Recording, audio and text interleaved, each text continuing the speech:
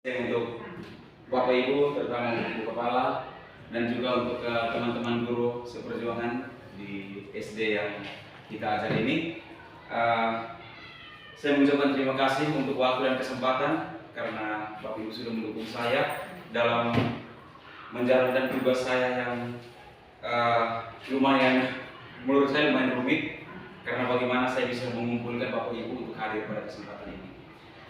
Dalam kesempatan ini saya akan berbicara tentang budaya positif, di mana kita akan melaksanakan budaya positif di sekolah maupun di dalam kelas.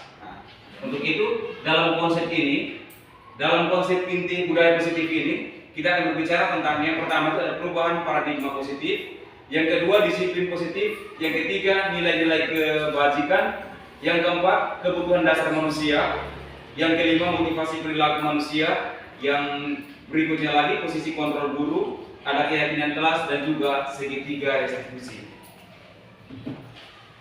Yang pertama, kita akan mengetahui tentang pembelajaran dengan paradigma baru. Nah, kita akan ketahui pembelajaran dengan paradigma baru itu merupakan pembelajaran yang dirancang berdasarkan prinsip pembelajaran atau yang disebut berdiferensiasi, sehingga peserta didik itu belajar sesuai dengan kebutuhannya berdasarkan tahap dan perkembangan sesuai teori psikologi modern untuk mewujudkan profil belajar Pancasila.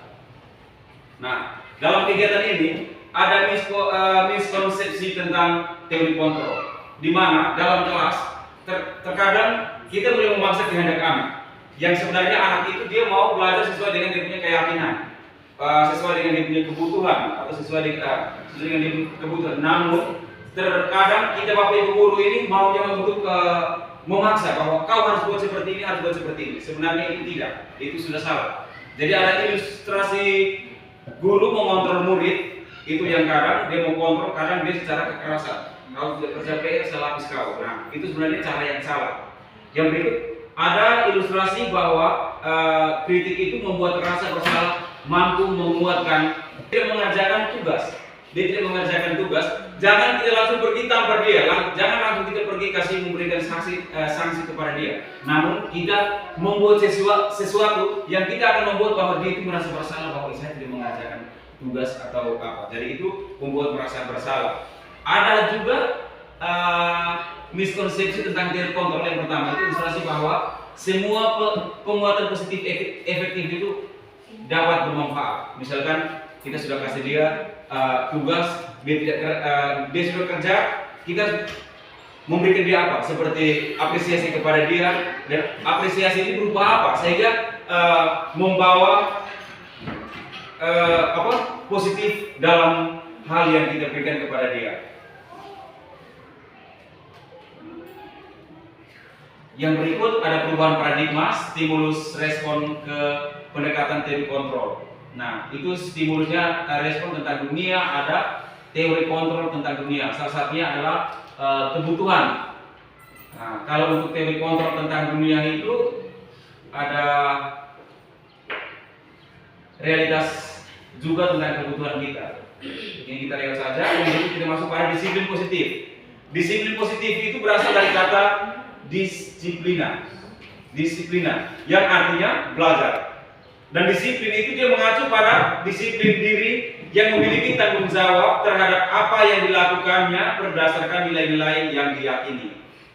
Nah, disiplin positif itu merupakan salah satu cara penerapan disiplin yang bertujuan untuk menumbuhkan kesadaran serta memberdayakan peserta didik tanpa imbalan penghargaan atau reward atau ancaman atau hukuman. Jadi disiplin positif ini artinya kita mendidik mereka dalam kelas. Kita tidak perlu memberikan mereka sanksi. Itu yang nanti sebentar ada yang namanya segitiga restitusi. Bagaimana anak membuat kesalahan, bagaimana guru menghadapi anak yang membuat kesalahan. Kita memanggil dia, kita berbicara empat mata. Setelah itu kita mencari jalan keluar. Nah, sebagai pendidik atau tidak sebagai guru, tujuan kita adalah menciptakan peserta didik yang memiliki disiplin diri, sehingga mereka itu berperilaku mengacu kepada nilai-nilai kebajikan universal dan memiliki motivasi intrinsik dalam perubahan perilaku ke arah yang lebih baik. Itu adalah nilai positif. Sekarang ada nilai-nilai kebajikan. nilai-nilai yang disepakati bersama, lepas dari suku bangsa, agama, bahasa maupun latar belakangnya. Itu ada contoh nilai kebajikan institusi atau organisasi. Itu yang pertama ada profil belajar Pancasila. Itu yang salah satunya adalah bertakwa kepada Tuhan Yang Maha Esa, berakhlak mulia, berkembang, berkebinekaan global, gotong royong, mandiri, bernalar kritis, dan kreatif. Sedangkan Ibo Primary Years itu di program atau biasa yang disebut dengan PYP itu adalah toleransi, rasa hormat, integritas, mandiri, menghargai, antusias, empati, keingintahuan, kreativitas, kerjasama, percaya diri, dan komitmen.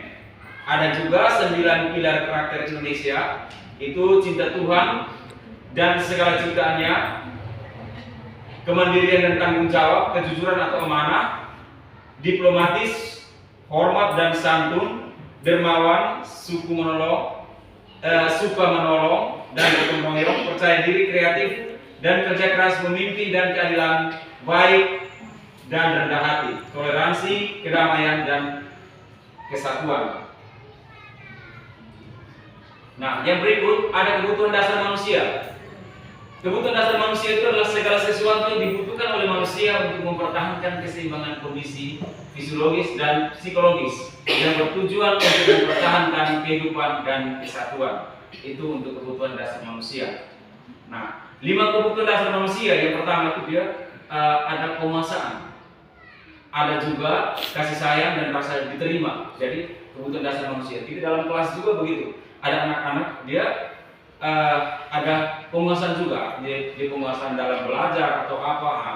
Terus yang berikut kasih sayang, mereka juga membutuhkan kasih sayang dari seorang guru. Terus untuk bertahan hidup dan kebebasan itu seperti mereka memiliki kebebasan untuk berbicara, kesenangan, artinya di saat jam istirahat biarkanlah berikan mereka waktu untuk istirahat. Jangan karena mereka tugas ini belum selesai, kamu tetap mengunci mereka dalam kelas. Ini jangan.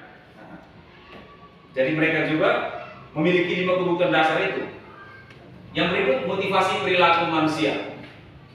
Untuk menghindari ketidaknyamanan hukum itu ada motivasi. Bagaimana kita membuat mereka sehingga mereka itu bisa menghindari ketidaknyamanan hukum. Terus untuk mendapatkan imbalan, penghargaan dari orang lain. Terus untuk menjadi orang yang mereka inginkan dan hargai diri sendiri dengan nilai-nilai yang mereka percaya. Itu motivasi perilaku manusia.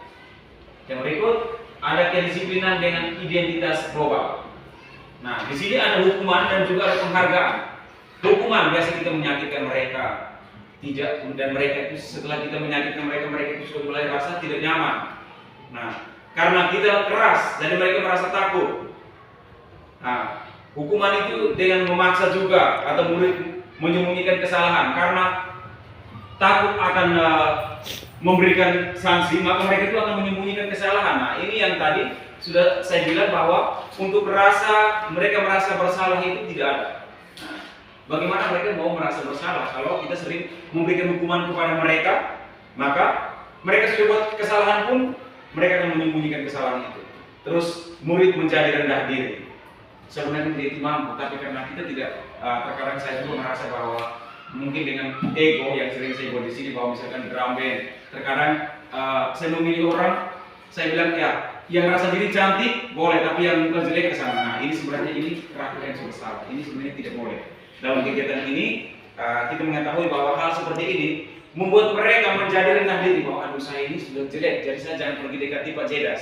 Nah, jadi ini konsep disiplin dengan hukuman, dan ini hukuman ini yang salah, dan ini dengan identitas gagal sama sekali. Yang berikut penghargaan. Terkadang mereka itu sudah sangat, artinya mereka itu sudah sangat berkompeten. Nah, tetapi kita memberikan mereka penghargaan yang tidak efektif. Artinya ya setidaknya kalau mereka juara kita memberikan mereka seperti buku atau apa. Jangan penghargaan sudah tepuk tangan untuk mereka. Artinya mereka pun daya sangat, sudah saya hanya juara, mereka hanya tepuk tangan saja buat apa. Jadi ini tidak efektif. Terus merusak hubungan, sifat iri. Ini juga tidak. Kalau saya memberikan ini hanya karena setelah kasih nanti iri seperti ini dan lain sebagainya. Terus mematikan kreativitas, itu yang sudah saya bilang. yang sebenarnya mereka ini juara, kita harus memberikan satu penghargaan, tetapi hanya memberikan tepuk tangan. Jadi sudah mereka ini kita sudah mematikan kreativitas mereka dengan motivasi mereka untuk belajar. Nah, terus menghukum mereka dengan sistem ranking, artinya kau tidak belajar, saya tidak akan kasih kau ranking, atau ini apa, kau biar belajar sampai kapanpun saya tidak akan pernah kasih kau juara. Ini salah. Nah, yang berikut, merampas hak menghargai dirinya. Merampas hak menghargai dirinya, menghargai dirinya artinya dia sudah benar, namun kita membenarkan orang ini karena orang ini adalah anaknya saya atau anak walinya saya. Artinya ini hanya karena apa, kita mementingkan, kita punya kepentingan membuat dia turun akan harga dirinya. Yang berikut kita masuk pada konsep kedisiplinan dengan identitas sukses. Artinya kita membuat segala sesuatu dengan sukses. Yang pertama, ada konsekuensi, ada restitusi. Nah, penguatan jangka pendek, ini konsekuensi penguatan jangka pendek. Ada perlu monitoring berkelanjutan. Artinya mereka kalau sudah misalkan sudah juara, kita mengikuti mereka terus. Jangan misalkan di kelas 1 mereka sudah juara, jangan. Kita memberikan mereka semangat untuk belajar, memberikan mereka motivasi bahwa teruslah belajar, teruslah menggapai, jangan bosan atau jangan puas dulu dengan nilai yang ada, tetapi semakin belajar. Itu konsekuensi. Ada juga stimulus atau respon mereka. Terus murid menghormati peraturan, ada kelingan waktu untuk merenungi kesalahan. Jadi konsekuensi. Terus yang berikut ada restitusi. Murid bertanggung jawab untuk perilakunya. Ini yang nanti sebentar ada kita belajar tentang restitusi, segitiga restitusi. Artinya dia sudah salah, dia mau berusaha untuk saya sudah salah dengan cara bagaimana saya sudah diminta maaf di bapak ibu guru kah, dengan apakah. Nah, jadi baru saya membuat praktik video, kan itu saya membuat tentang segitiga restitusi, di mana anak itu dia tidak mengikuti guru agama. Dan kebetulan guru agama di situ Ibu Lia. Jadi saya memanggil anak itu, kami dua berdialog tentang ini. Saya mulai menyampaikan ini, anak saya dengar bahwa tadi ada laporan dari ketua kelas bahwa kamu tadi ada membuat masalah apa. Setelah itu dia berbicara, tanya lagi, kenapa kamu tidak suka pelajaran agama? Oh, saya malas karena setiap hari berbicara tentang Injil Tuhan, setiap hari membawa Alkitab. Nah, dari situ kita mulai mencari. Nah, dari situ kita mulai mencari penyebabnya apa. Jadi biarkan dia menceritakan apa yang ada, yang dia buat itu, dan setelah itu kita jangan langsung, tidak boleh seperti itu Pak, jangan. Langsung kamu sampaikan bahwa dalam kesempatan ini saya Pak tidak ingin mencari siapa yang salah, mencari tahu siapa yang salah, siapa yang benar. Dan kita yakin bahwa perbuatan kamu ini mungkin kamu merasa ini senang, tetapi sayangnya kamu sudah merugikan diri sendiri karena kamu sudah tidak ikut pelajaran agama. Setiap itu kamu bolos, kamu tidak pernah bawa ini Alkitab. Jadi di situ kita mulai membuat sehingga murid itu merasa mengontrol diri. Nah, murid setelah itu kita akan memberikan solusi, membawa dia untuk pergi lagi ke Ibu Lia untuk pergi minta maaf sampai kita mencari jalan keluar. Yang berikut konsep disiplin pendekatan restitusi, sebuah cara menanamkan kedisiplinan positif pada murid.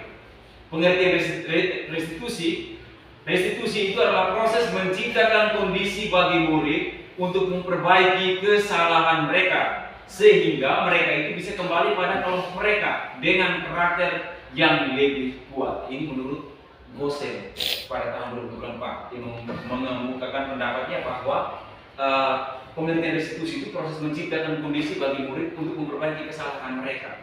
Jadi mereka sudah salah, kita membuat caranya bagaimana sehingga mereka bisa menyadari bahwa ini adalah kegiatan yang salah. Yang berikut, ciri-ciri restitusi. Yang pertama, bukan untuk menebus kesalahan, namun untuk belajar dari kesalahan. Jadi bahwa saya sudah kesalahan, bukan berarti saya mau menebuskan saya kesalahan. Tapi bagaimana saya mau mencari tahu kesalahan ini di mana, dan saya mulai mencari jalan keluarnya bahwa kedepannya jangan saya buat lagi persoalan yang sama. Yang berikut, memperbaiki hubungan. Nah, memperbaiki hubungan yang awalnya ini saya menganggap remeh bahwa teman ini bodoh, jangan. Kita harus belajar dengan semua karena pengetahuan kita ini berbeda untuk mencapai suatu keberhasilan. Ada tawaran, bukan paksaan. Restitusi itu menuntun untuk melihat ke dalam diri. Restitusi mencari kebutuhan dasar yang mendasari tindakan. Restitusi diri adalah cara yang paling baik Restitusi fokus pada karakter dan bukan tindakan. Restitusi juga fokus pada solusi. Dia mengembalikan murid yang berbuat salah pada kelompoknya. Misalkan dia tidak suka dengan dia punya kelompok ini, kita buat sehingga dengan cara apa sehingga kita bisa kembalikan dia pada kelompoknya itu. Yang berikut perbedaan. Nah, contoh kasus siswa sering tidak mengerjakan PR. Hukuman. Guru menghukum siswa tersebut hormat bendera selama 10 menit. Hukuman yang kedua, guru marah dan murid takut. Konsekuensi, kan tadi ada hukuman, ada konsekuensi, ada restitusi. Restitusi kita mencari jalan sehingga anak itu bisa merasa bersalah. Konsekuensi. Untuk konsekuensinya, guru memberikan konsekuensi untuk mengerjakan PR-nya saat istirahat atau dikerjakan sebanyak 3 kali lipat. Nah, ini konsekuensi, artinya kita tidak harus dengan kekerasan bahwa dia tidak mengikuti, dia tidak kerja tugas. Sudah kau kerjakan ini tugas sebanyak 3 kali atau sebanyak 10 kali, kita jangan menghukumi mereka. Sedangkan restitusi artinya kita mencari jalan keluar. Guru menanyakan keyakinan kelas, dirinya dan membantu siswa menyalahkan kesalahan. Sebentar kita akan sampai pada materi yang namanya keyakinan kelas, keyakinan sekolah. Terus, keyakinan kelas ini, saya membocorkan keyakinan kelas ini artinya begini. Ada keyakinan sekolah, keyakinan sekolahnya dia seperti aturan sekolah. Jadi misalkan anak datang tertib waktu, anak datang tidak membuang sampah sembarangan. Nah, itu adalah keyakinan sekolah. Sedangkan keyakinan kelas, jadi ini masing-masing wali kelas membuat keyakinan kelas sebelum mulai tahun baru. Jadi misalkan anak-anak, kita akan membuat keyakinan kelas, dan keyakinan kelas ini bukan bapak ibu guru yang buat, tetapi bersama anak-anak. Jadi misalkan anak-anak, aturan dalam kelas yang paling pertama apa? Semua aturan keyakinan kelas kita sudah buat, harus melaksanakan sesuatu ini. Misalkan datang tertib waktu jam 7.30 sudah harus hadir. Kalau tidak hadir, konsekuensinya seperti apa? Yang berikut, harus mengerjakan tugas tepat waktu. Nah, terus tidak mengejek. Pokoknya kita membuat keyakinan kelas yang ada dalam kelas ini yang anak-anak ini akan mereka buat. Mereka buat sesuai dengan apa yang sudah kita rencanakan. Setelah itu dan kita membuat keyakinan kelas, kita harus siapkan kertas itu seperti pemilihan itu. Dan terus anak-anak ini dari kamu seperti apa? Dari kamunya seperti apa? Setelah itu kita tulis, baru kita rancang menjadi keyakinan kelas. Setelah itu ditempel. Nah, jadi kemarin kami tanya, kami guru kelas di situ ada guru agama, guru penjas. Apakah keyakinan kelas itu hanya dibuat oleh wali kelas bersama siswa apa? Atau dengan guru penjas dengan guru agama? Nah, itu ditambahkan bahwa misalkan guru agama dia punya keyakinan kelas, tambah lagi di bawah. Setiap jam agama wajib membawakan Alkitab. Jadi di situ keyakinan kelas sudah ada. Mereka membuat apa dalam kelas ini sesuai dengan aturan yang sudah kita buat bersama. Itu namanya keyakinan kelas. Kalau keyakinan sekolah itu yang secara umum, tertib waktu, harus menggunakan seragam sesuai dengan jadwal sudah ditentukan. Nah, terus untuk yang guru marah dan murid takut, dia punya konsekuensinya. Guru tegas dan siswa menghormati peraturan. Ini sebenarnya tidak boleh. Terus restitusi, guru terbuka dan siswa menghormati dirinya dan orang lain. Nah, ada 5 posisi kontrol restitusi. Yang pertama, ada penghukum, pembuat rasa bersalah, teman, manajer, atau pemantau.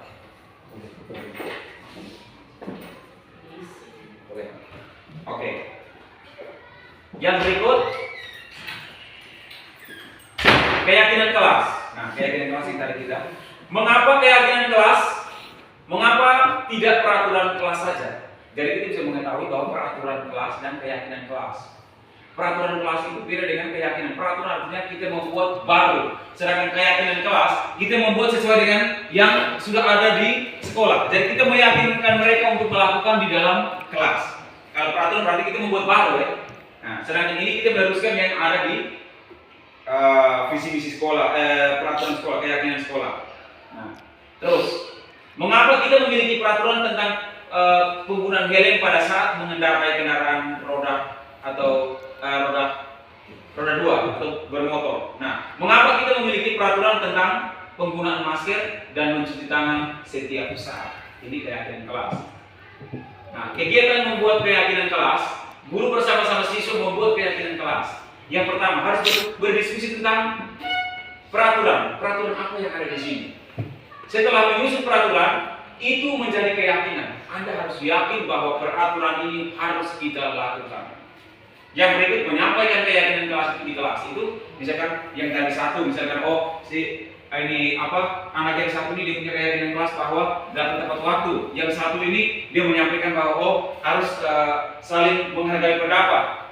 Setelah kita sudah tulis, rangkum menjadi satu dan kita membacakan kepada siswa. Setelah itu kita menguatkan mereka. Anak-anak ini bukan Pak yang kasih aturan keyakinan, tetapi anak-anak sendiri yang meyakinkan bahwa ini harus kita laksanakan. Namanya keyakinan kelas. Yang berikut, bagaimana pembentukan keyakinan kelas? Nah, lebih abstrak daripada peraturan. Yang pertama, lebih abstrak daripada peraturan. Yang kedua, sedikit saja biar mudah diingat. Jadi keyakinan kelasnya akan kita taruh kasih penuh satu jenjang itu nanti anak, ini saya ingat bagaimana. Cukup di dalam kelas ini saja. Nah, mengerjakan PR tepat waktu. Nah, terus dia berupa pertanyaan universal. Dapat diterapkan di kelas, bersedia meninjau kembali keyakinan kelas dari waktu ke waktu. Jadi misalkan ada yang mau dirubah, boleh, sepakat, tapi itu bukan seenaknya guru untuk pergi, sudah saya maunya ini, jangan. Kita menanyakan kembali kepada siswa. Nah, terus dibuat dalam bentuk positif. Nah, jadi dibuat dalam bentuk positif ini saya kemarin juga sedikit bingung, kemarin kami kuliah tentang ini. Jadi dibuat positif. Jadi di sini bahwa yang kata-kata negatif adalah tidak boleh, jangan, itu tidak boleh. Jadi di sini tidak boleh datang terlambat. Itu adalah kata-kata negatif. Sedangkan kata-kata positif datang tepat pada waktunya. Jadi kata jangan, tidak itu jangan digunakan. Itu namanya kata-kata negatif. Sedangkan kita harus membuat artinya kata tidak dan jangan itu jangan kita taruh. Jadi jangan datang terlambat. Jangan. Itu bukan kalimat positif. Kalimat yang positifnya adalah datang tepat pada waktunya. Seperti itu salah satu contoh. Terus semua warga kelas hendaknya ikut berkontribusi dalam pembuatan keyakinan kelas. Jadi kita menanyakan anak-anak kamu yang tidak berpendapat harus berpendapat. Kalau tidak berpendapat, apakah dari pernyataan semua yang ada di sini sudah setuju? Oh ya, kami sudah setuju. Boleh kita buatkan itu dan kita tempelkan di dalam kelas. Sehingga setiap hari mereka bisa. Kalau misalkan mereka melanggar, bahwa ini ada keyakinan kelas kita. Kalau melanggar ya, Bapak Ibu guru mulai mencari segitiga restitusi atau mencari restitusi, mencari jalan keluar sehingga anak-anak itu bisa kita bawa untuk ke hal-hal yang positif. Nah, yang berikut dan yang terakhir ini adalah segitiga restitusi. Segitiga restitusi itu adalah menstabilkan identitas. Jadi kita semua akan melakukan hal terbaik yang bisa kita lakukan. Yang kedua, validasi tindakan yang salah. Ini semua perilaku memiliki alasan. Artinya mereka membuat salah, artinya mereka punya alasan. Kalau mereka bilang alasan tuh, kayak misalkan mereka tidak kerja tugas, pasti mereka punya alasan. Bukan alasan kita cari bahwa alasan benar, tidak. Mungkin mereka akan menyampaikan bahwa saya lagi bosan atau saya tidak mengerti. Dari situ kita boleh mencari persoalan, cari dia punya solusi. Persoalannya di apa, kita boleh mencari solusi dan kita akan membawa mereka ke hal-hal yang positif. Dan yang ketiga dan ini yang terakhir, menanyakan keyakinan. Setelah dia tidak mengerjakan PR, sayang, apakah perbuatan kamu sudah sesuai dengan keyakinan kelas kita? Pasti mereka tidak, Pak. Nah, kenapa kamu tidak buat? Sedangkan keyakinan kelas kita sudah ada bahasa-bahasa sini bahwa mengerjakan soal tepat waktu. Dari situ kita mulai sampaikan, kita mulai cari persoalan. Kenapa kamu tidak kerja? Kalau saya ini banyak bermain HP. Dari situ kita mulai segitiga restitusi itu kerja antara siswa, orang tua dan juga guru. Itu yang namanya segitiga. Guru ke siswa, siswa ke orang tua atau guru dengan orang tua.